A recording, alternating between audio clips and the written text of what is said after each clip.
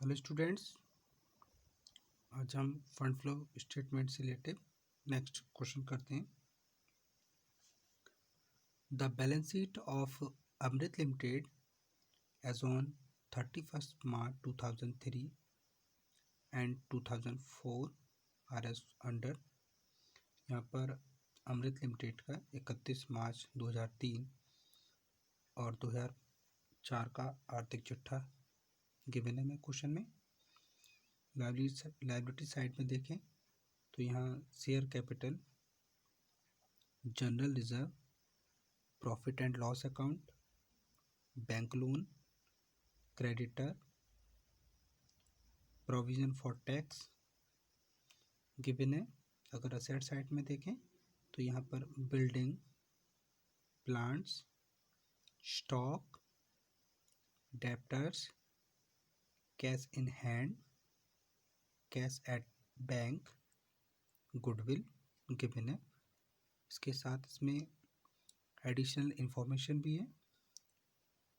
Dividend of ₹22,000 was paid during the period 2003-2004। मतलब यहाँ वर्ष में 2003-2004 जो वर्ष है उसमें 22,000 का लाभांश पेड कर दिया गया है। Second information, depreciation charge on plant was ₹14,000। यहाँ प्लांट पर जो डेप्रिसिएशन चार्ज किया गया है 14,000 रुपये का किया गया है। Provision for tax made during the year 2003-2004 was ₹33,000। यहाँ वर्ष 2003-2004 में टैक्स के लिए प्रोविज़न 33,000 रुपये का किया गया है। From the above information prepare a fund flow statement and schedule changes in working capital. तो हमें इन सूचनाओं के आधार पर फंड फ्लो स्टेटमेंट और जो कार्यशील पूंजी में परिवर्तन की सूची होती है, schedule changes in working capital prepare करनी है। तो पहले हम इसमें schedule changes in working capital prepare करेंगे, उसके बाद हमें फंड फ्लो स्टेटमेंट प्रिपेयर करना है।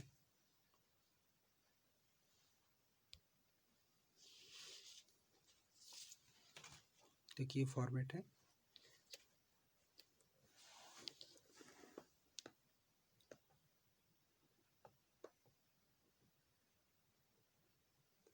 शेड्यूल ऑफ चेंजेस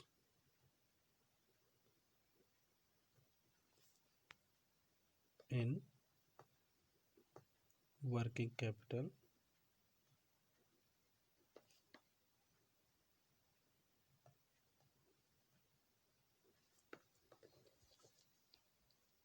आइटम्स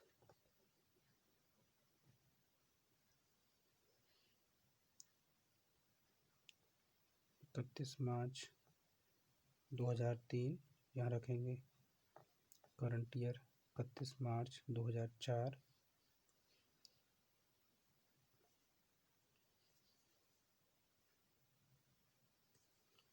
यहाँ रखेंगे इन changes in working capital.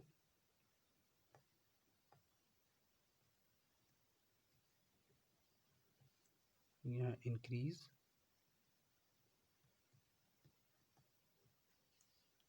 Decrease,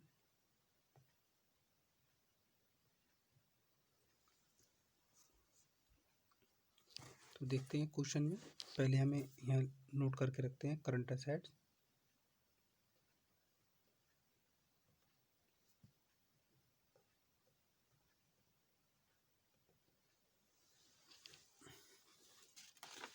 देखिए क्वेश्चन में बिल्डिंग फिक्स असेट्स है, प्लांट फिक्स असेट्स है।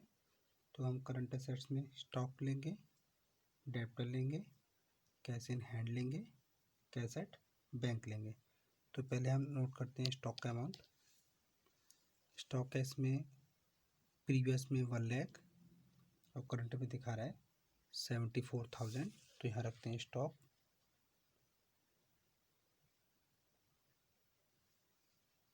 प्रीवियस ईयर में 1 लाख था, और करंट ईयर में 74,000। तो आप यहाँ देख रहे हैं स्टॉक जो करंट ईयर में है कम हुआ है, डिक्रीज़ हुआ है, तो इससे जितना भी डिक्रीज़ हुआ है उतनी हमारी वर्किंग कैपिटल डिक्रीज़ हो जाएगी। तो यहाँ इसका अगर डिफरेंस जो है हम डिक्रीज़ में दिखा देंगे 1 2 3 10 माइनस 4 6 9 माइनस 7 2। तो यहाँ हम देख रहे हैं स्टॉक से वर्किंग कैपिटल 26,000 डिक्रीज़ हुई है, क्योंकि प्रीवियस ईयर में 1 लाख थी और करंट में 74,000 है। अगली करंट एसेट्स लेते हैं। डेप्टर प्रीवियस में 80,000, करंट में 64,200।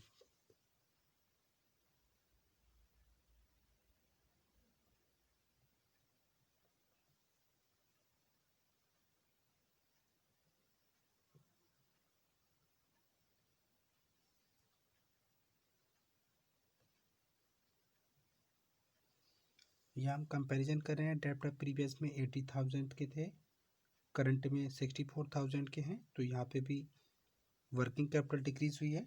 डिफरेंस निकाल के लिख लेंगे।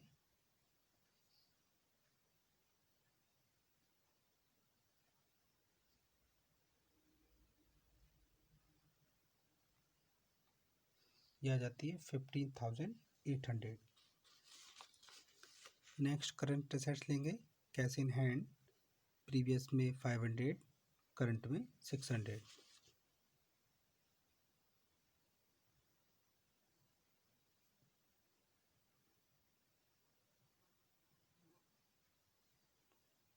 प्रीवियस में 500, करंट में 600। तो आप यहाँ देख रहे हैं कैश प्रीवियस में हमारे पास 500 रुपीज़ थी, करंट में 600 है, मतलब यहाँ पे 100 से इंक्रीज़ हो रही है। तो यहाँ इंक्रीज़ कॉलम में लिखेंगे वर्किंग कैपिटल के 100 और यहाँ पर डैश करेंगे। नेक्स्ट आप देख रहे हैं कैश एट बैंक प्रीवियस में नील है, करंट ईयर में 8,000।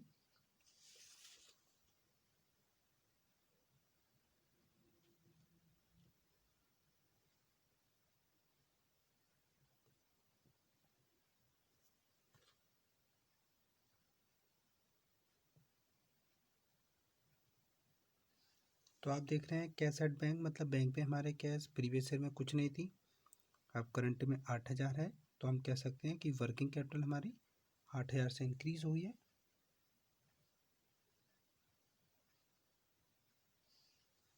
अब सारी करंट एसेट्स हो चुकी हैं, तो हम इसका टोटल कर लेंगे।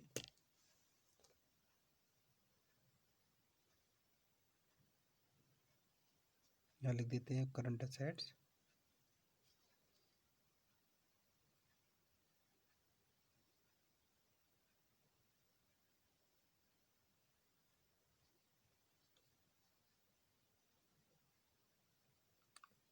ये करंट ईयर का करंट एसेट्स का टोटल आता है 1,46,800। प्रीवियस का काउंट करते हैं।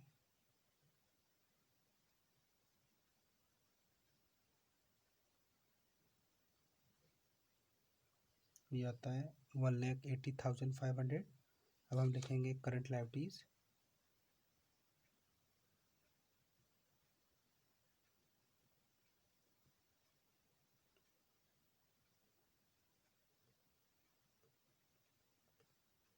देखते हैं क्वेश्चन में करंट लायबिलिटीज कौन कौन सी हैं।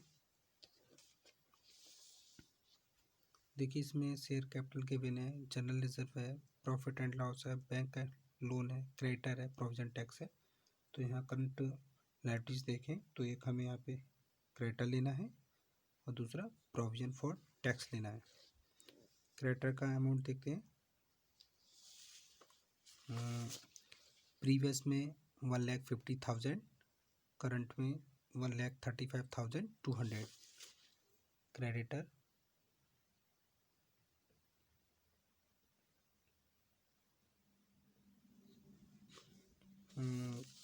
करंट में प्रीवियस में था 1,50,000, यहाँ लिखते हैं 1,50,000।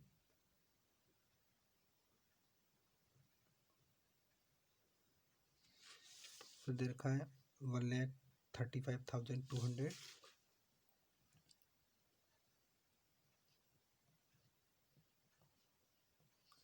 आप देख रहे हैं प्रीवियस ईयर में हमारे पास जो लेनदार थे वो 1,50,000 के थे, और अब हमारे पास जो लेनदार हैं वो 1,35,000 के हैं। इसका मतलब जो वर्किंग कैपिटल है इंक्रीज हुई है। डिफरेंस निकाल के हमें लिख देंगे इंक्रीज कॉलम में।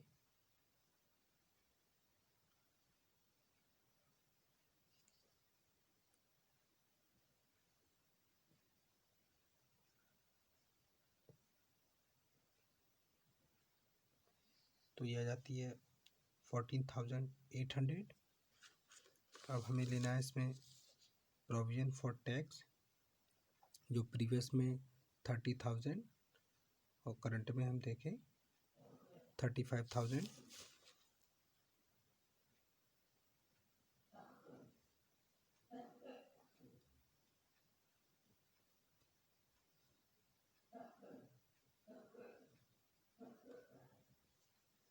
$30,000, $35,000। तो प्रीवियस में हमने जो प्रावधान किया था वो 30,000 का किया था, और जो करंट में किया है हमने 35 का किया है। तो हम देख रहे हैं हमारे यहाँ पे वर्किंग कैपिटल डिक्रीज हुई है, तो हम डिक्रीज कॉलम में लिखेंगे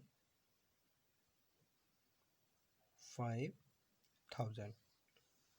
दो ही इसमें करंट लायबिलिटीज थी, इसका टोटल कर लेते हैं।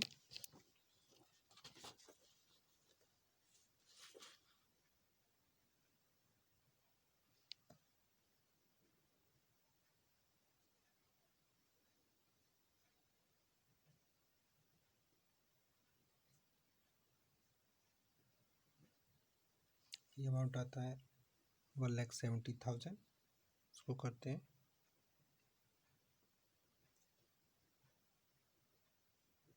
1,80,000। अब हम निकालेंगे working capital, current assets minus current liabilities. ये टोटल है करंट लायबिलिटीज का।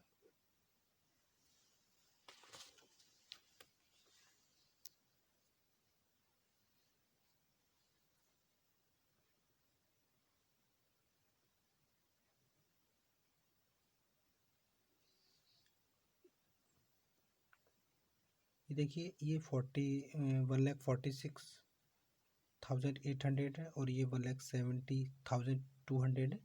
तो करंट असेट्स में से करंट लायबिलिटीज नहीं सब्ट्रैक्ट हो रही है, तो हम इसको माइनस में सब्ट्रैक्ट करके दिखाएंगे।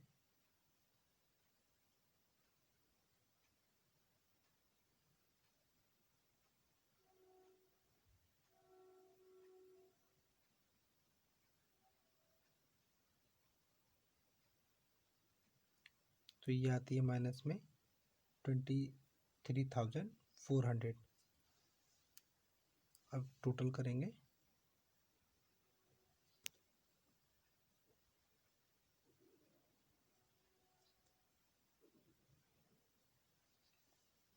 जिधर का टोटल बड़ा होता है वो लगाते हैं। तो यहाँ पे 500 लिखेंगे, यहाँ भी 500 लिखेंगे।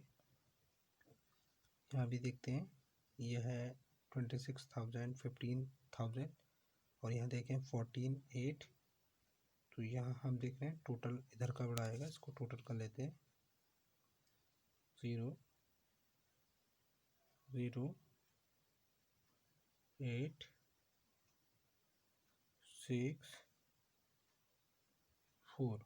यही बैलेंस हम यहाँ लिख लेंगे 46,800। अब आप यहाँ देख रहे हैं वर्किंग कैपिटल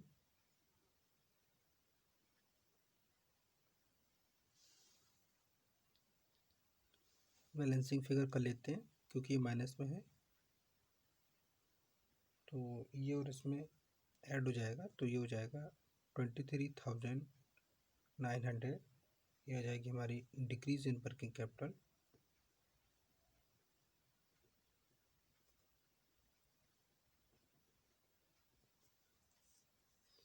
यही अमाउंट हम यहाँ पे शो कर देंगे। बैलेंसिंग फिगर में इतनी आ जाएगा। तो ये हमने schedule of changes in working capital complete की। इससे आगे हम नेक्स्ट वीडियो में कंप्लीट करेंगे। Thank you very much students.